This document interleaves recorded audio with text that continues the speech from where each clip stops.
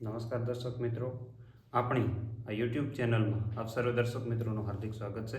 દોસ્તો, આજે ચર્ચા કરવાની છે તલના પાકની અંદર નિંદામણ નિયંત્રણ માટે કેવી દવાનો ઉપયોગ કરવો જોઈએ, દવા કરતાં અન્ય કઈ વસ્તુનો ઉપયોગ કરીએ તો જેથી કરીને આપણું નિંદામણ સહી સરળતાથી આપણે કાઢી શકીએ અને તલના ઉત્પાદનમાં સહી ખૂબ સારો વધારો કરી શકીએ. તો એની ચર્ચા. તો દોસ્તો, નિંદામણ જે છે એ ખૂબ અગત્યનું છે, કારણ કે ખેડૂતના સૌથી વધારે ખેતરમાં મોટા કોઈ દુશ્મન હોય તો એ પહેલા નંબરે કોઈ હોય તો નિંદામણ, બીજા નંબરે જીવાત, ત્રીજા નંબરે રોગ અને ચોથા નંબરે જે આપણે રોજ, ભૂંડ, ઉંદર આને જે ગણીએ છીએ એ તો સૌથી મોટું દુશ્મન છે એ નિંદામણ છે. નિંદામણને અંકુશમાં રાખવું ખૂબ અગત્યનું છે. સાયન્સ એન્ડ ટેકનોલોજીનો ડેટા એવું કહે છે કે 33% લઈને 100% સુધીનું ઉત્પાદનની અંદર કોઈ નુકસાન કરતું હોય તો એ નિંદામણ છે. અમુક વસ્તુ છે એ પાંદડું ખાઈને વયું જાય, એક પાંદડું જ પૈતું, ઓલું તો આખા ખેતરમાં ખેતર ખાલી કરી દે, ખોરાક લઈ લે. એટલે આવી પરિસ્થિતિની અંદર તલના પાકમાં નિંદામણનું નિયંત્રણ કરવું ખૂબ અગત્યનું છે. આ વર્ષે 2025-26ના સમયગાળાની અંદર પુષ્કળ માત્રાની અંદર ખેડૂતોએ તલનું વાવેતર કર્યું છે.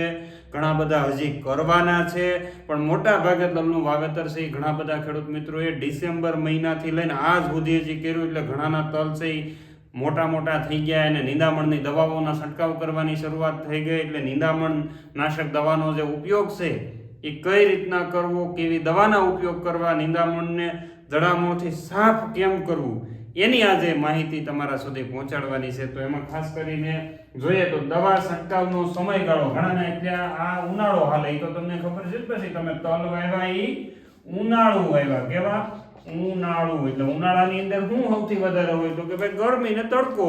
તો નિંદામણનાશક દવાઓનો છંટકાવ સમય કયો હોવો જોઈએ તમારા માટે ખૂબ અગત્યનો છે. નિંદામણનાશક દવા સામાન્ય રીતે તલની અંદર છંટકાવ કરવાનો હોય તો આપણા તલ છે દોસ્તો 20 થી લઈ અને 25 દિવસના વીયા પછી થઈ જવા જોઈએ. દિવસના તલ થઈ જવા જોઈએ. ઘણા એમ કહે કે નહીં તો વાવ્યા ત્યાંથી ગણવાનું, પેલું પાણી આપ્યું ત્યાંથી ગણવાનું, કે ઉગ્યા ત્યાંથી 20 થી 25, એટલે અવડા તલ થઈ જાય પછી તમે નિંદામણ નાશક દવાનો પેલું પાણી આપો છો એ સમયગાળે તમારે ડોઝ આપવાનો છે, બરાબર. એટલે 20 થી 25 દિવસના થયા હોય ત્યારે બીજું છંટકાવનો સમયગાળો સવારે, વહેલી સવારે, બરાબર, સવારે 10 વાગ્યા સુધી અને બપોર પછી તમારે 4 વાગ્યા પછી, બરાબર. હવે તમે એમ કહેશો મજૂર કરવા જાય ને સાહેબ, ક્યાંય 10 વાગે મજૂર આવે ને 4 વાગ્યાથી વયો જાય તો થોડું ભેગું થાય. એને પંપ વળી આપેલું હોય. આપણે મોટા ભાગના અમારા વિસ્તારની અંદર ખેડૂતો પંપ વળી, ભાઈ 30 રૂપિયાનો પંપ કે 25 રૂપિયાનો પંપ, એક પંપ છાંટવાના એટલા રૂપિયા, એ જેટલા પંપ પછી છાંટે એ મુજબ એનું ડોઝ છે નક્કી કરી લે ને એનો સમયગાળો છે નક્કી કરી લે. એટલે સવારે આ સારું રિઝલ્ટ લેવું હોય એનું. ઘણા નથી આપણને કહેતા કે ભાઈ ખેતીની અંદર વ્યવસ્થિત, સમયસર અને વૈજ્ઞાનિક ઢબે જો કરવામાં આવે તો હું એવું માનું કે ટકોરા મારીને રિઝલ્ટ મળે છે. ઘઉંની અંદર કેટલા બધા ખેડૂતો એવા છે કે જેને પરિણામ મળ્યા છે. ચણાની અંદર ઘણા બધા એવા ખેડૂત મિત્રો છે કે જેને પુષ્કળ માત્રાની અંદર ઉત્પાદન થવાનું છે. તો તમે પણ સમયને આધીન વ્યવસ્થિત રીતના જો માવજત કરો, સમયને ખાસ ધ્યાને લેવો જોઈએ, કારણ કે સમય વયા ગયા પછી ક્યારેય ભેગું થતું નથી. એટલે સમયને ખાસ ધ્યાને રાખવું જોઈએ. એટલે દવાનો છંટકાવનો સમયગાળો 20 થી 25 દિવસના તલ થાય ત્યારે ઉગ્યા પછીની ગણતરી કરી લેજો. બીજા નંબરે તમારે એ તલની અંદર સવારના 10 વાગ્યા સુધી અને બપોર પછી 4 વાગ્યા પછી, એટલે સાંજના સમય સૌથી વધારે અનુકૂળ આવે એ રીતના દવાનો છંટકાવ કરો તો તમને વધારે માફક આવશે, રિઝલ્ટ સારા મળવાની શક્યતા રહેશે. અને શક્ય હોય તો હાથ નિંદામણ કરી લેવું. બનતી કોશિશ કે ભાઈ નિંદામણ નાશક દવાઓનો ઉપયોગ જો ઓછો થાય તો સૌથી વધારે બેસ્ટ રહેશે. હાથ નિંદામણ 1-2 વખત મજૂરો, મને ખબર છે કે મજૂરો 9:30 વાગે તમારા ખેતર સુધી પહોંચતા હોય, 5 વાગ્યામાં બંધ કરી દેતા હોય, એક સમસ્યા. અને આજકાલના સમયગાળાની અંદર, કારણ કે એ પણ આપણી જેમ માણસ છે, એને પણ તડકા લાગતા હોય, ઠંડી લાગતી હોય, તો એવી પરિસ્થિતિની અંદર આપણે છે એમની પાસેથી કામ લેવાનું હોય. આવી પરિસ્થિતિની અંદર મિકેનાઇઝેશન એટલે કે આંતરખેડ બનતી કોશિશ એવી હોય કે સાંટિયા તલ વાવ્યા કરતા જો આપણે લાઇનની અંદર તલ વાવ્યા હોય તો એની અંદર આંતરખેડ દ્વારા પણ નિંદામણ નિંદામણનું છે આપણે નિયંત્રણ કરી શકીએ. છતાં આંતરખેડથી નિંદામણ નિયંત્રણ ન થાય તો હાથ નિંદામણ જો કરવામાં આવે તો વ્યવસ્થિત સારું આપણને રિઝલ્ટ મળે છે. છતાં ઘણા ખેડૂત મિત્રો મજૂરના અભાવે, ઘણા ગણતરીના અભાવે, બરાબર, ઘણા વિચાર્યા વગેર અંધાધૂંધી જ્યારે નિંદામણ નાશક દવાઓનો ઉપયોગ કરે ત્યારે કઈ દવા વાપરવી જોઈએ એની ખાસ આપણે ધ્યાન રાખીએ તો સૌથી પ્રથમ તલ છે ગોળ પાન વાળો પાક છે. કેવા?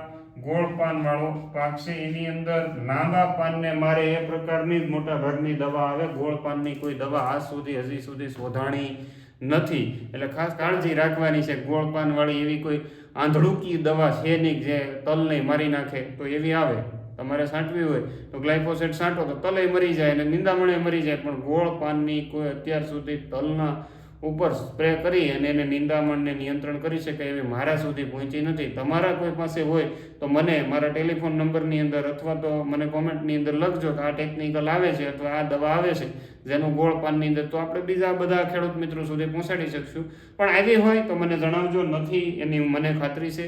દોસ્તો, ખાસ ગોળ પાનની દવા છે એ તલની અંદર આવતી નથી, એટલે ગોળ પાનના નિંદામણ છે હોય તો દવાનો છંટકાવ કરવો, નહીં તો હાથથી નિંદામણ કરી દેવું. લાંબા પાન માટે તમે ક્વિઝાલોફોપ ઇથાઇલ કરીને આવે છે, બરાબર, ક્વિઝાલોફોપ ઇથાઇલ એ કરીને આવે છે, પ્રોપોક્વિઝાફોપ કરીને આવે છે.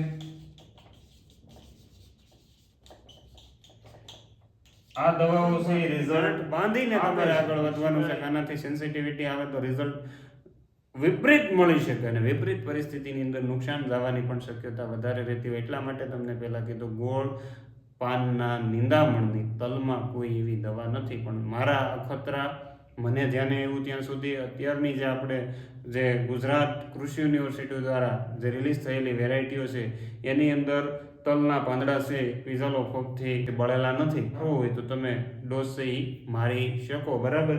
એટલે આ બધા અલગ અલગ ક્વિઝાલોફોપનો ડોઝ મારો તો તમે ખાસ કરીને એની અંદર ઉપયોગ કરી શકો. એ 30 ml સુધીની ભલામણ, ઘણા 45-50 ml સુધી નાખે છે. પણ લાંબા પાનને મારવા માટે 30 ml સુધી જઈ શકાય. પ્રોપોક્વિઝાફોપ છે એ પણ તમે 25 થી 30 ml સુધી નાખી શકો. ક્વિઝાલોફોપ અને પ્રોપોક્વિઝાફોપ આ એની મુખ્ય દવાઓ છે. હવે દવાનો છંટકાવ કરતી વખતે કાળજી, ખાસ તમને પહેલી કાળજી છંટકાવનો સમયગાળાની વાત કરી દીધી. બીજું, લેબલ વાંચી લેવાનું છે, દવા હલાવીને યુઝ કરવાની છે. બીજું, જ્યારે દવા નાખો છો તો એની સાથે સાથે તમારે સ્ટીકર ઉમેરવું જરૂરી છે અને સેફનર તરીકે ઓળખાય. અત્યારે બજારની અંદર ઘણા બધા સારા એવા સેફનર આવે છે, એ સેફનરને ઉમેરવાના છે. ઘણા આની સાથે બીજો ડોઝ ન મારવો પડે અને વિકાસની દવાઓ નાખે છે, ઘણા જીબ્રેલિક એસિડ નાખે છે. તો આ બધી વસ્તુ વાયબલ નથી, કારણ કે આપણા તલની અંદર ઉતરે છે તો દવા પણ તલની અંદર ઉતરે છે અને તલની અંદર નુકસાન થવાની શક્યતા વધારે રહેતી હોય છે. એટલા માટે ખાસ કરીને તમારે છે એકલું નિંદામણ નાશક દવા, એની સાથે સ્ટીકર ઉમેરવાનું ન ભૂલવું, કારણ કે ઉનાળો છે, મોટા ભાગના વાયુરંધ્રો બંધ હોય. તડકો પડવાનો શરૂ થાય અથવા નીચેથી પાણી ખેંચાઈ ગયું હોય તો વાયુરંધ્રો બંધ હોય તો નિંદામણની અંદર આ દવા ઉતરતી નથી ને પ્યોર રિઝલ્ટ આપણને જે મળવું જોઈએ રિઝલ્ટ મળતું નથી. તો એના માટે થઈને સ્ટીકર ભેગું ઉમેરવું સારામાં સારું હોય તો એ ઉમેરવું જોઈએ. એ સિવાયની વાત કરીએ દોસ્તો તો પાણી છે એ બંધિયાર પાણી આપણે ઉપયોગમાં લેવાનું નથી. તમારે ચલાવ પાણી છે એ ખાસ કરીને ઉપયોગમાં લેવાનું છે. ચાલતું પાણી છે તો તમને રિઝલ્ટ સારા મળશે. એની સાથે સાથે જોઈએ તો નોઝલનો ઉપયોગ છે તો આપણે પટ્ટી નોઝલનો ઉપયોગ કરવાનો છે. મોટા ભાગના ગોળ ફુવારો ચડાવીને દબાવી જાય છે, એની જગ્યાએ દોસ્તો પટ્ટી નોઝલ વાપરવામાં આવે તો પણ 30% સુધીનો રિઝલ્ટની અંદર નિંદામણ નાશક દવાનો ઉપયોગ ઘટશે, રિઝલ્ટ સારા મળશે અને તમને તલ ઉપર છે એની માઠી અસર નહીં થાય. નહીંતર પછી પાછા ખર્ચા બીજા વધી જશે. એટલે ખાસ તમારે એટલી કાળજી રાખવાની છે. એક મિત્રો એક અગત્યની વાત એ જણાવવાની છે કે તલના બધા વિડીયો જોઈ રહ્યા છો તો આ ડિસ્ક્રિપ્શન બોક્સની અંદર એક સર્વે માટેની લિંક આપેલી છે, તો એની ઉપર જઈને તમારી 2 મિનિટ ખાલી સર્વે, તમે શું શીખ્યા છો, તમને કેટલું જાણવા મળ્યું છે, તમારા તલની અંદર શું ફાયદા થયા એની માહિતી નાખવાની છે. કારણ કે તમને અમે ફોન ઉપર જવાબ આપીએ છીએ, મેસેજની અંદર જવાબ આપીએ છીએ, તો આ સમયગાળો અમારો પણ જાય છે. તો તમે 2 મિનિટ તમારી એક વિનંતી સાથે કહું છું આપો તો વધારે સારું. દોસ્તો, એ સિવાય જે ઉનાળુ ઋતુની અંદર શરૂઆત થઈ ગઈ, ત્યારે આ ઉનાળુ ઋતુની શરૂઆત થઈ ગઈ ત્યારે ઘણા બધા લોકોને લીલા ચારાની અસર ઊભી થાય. તો લીલા ચારા માટે સારામાં સારી અને લૂઝની અંદર કોઈ પેકિંગની અંદર આવતી નથી. નહીંતર ઘણા બધા ખેડૂત મિત્રોના અત્યારે રિટર્ન ફોન આવે કે તમે કાળી જુવારનું કહેતા અમે લઈ આવ્યા પણ ઉગી નહીં અથવા તો એમાં કાંઈ બહુ મજા ન આવી. કાળી જુવાર લૂઝની અંદર જે મળે છે આપણા ખેડૂત મિત્રો જેને પકવે છે એ તમારા સુધી પહોંચાડવાનો પ્રયત્ન કરીએ છીએ. તો આ કાળી જુવારની બિયારણની વિગતે માહિતી માટે અહીંયા આપેલા નંબર ઉપર અવશ્ય કોન્ટેક્ટ કરજો. અને માહિતી સારી લાગી હોય તો ચેનલને લાઇક કરવાનું, સબસ્ક્રાઇબ કરવાનું, શેર કરવાનું નહીં ભૂલતા. છતાં વધારે માહિતીની જરૂરિયાત હોય તો મારો ટેલિફોનિક 9:30 વાગ્યાથી લઈને બપોરે 12:30 વાગ્યા સુધી, બપોર પછી 2:30 વાગ્યાથી લઈને સાંજે 6 વાગ્યા સુધી તમે ટેલિફોનિક કોન્ટેક્ટ કરી શકો છો. Telephone number 70 47 00 52 34. આ નંબર ઉપર એક રિંગની મર્યાદામાં કોલ કરી અને મને અને તમને બંનેને અનુકૂળતા રહે એટલું કહીને વિરમું છું. જય હિન્દ.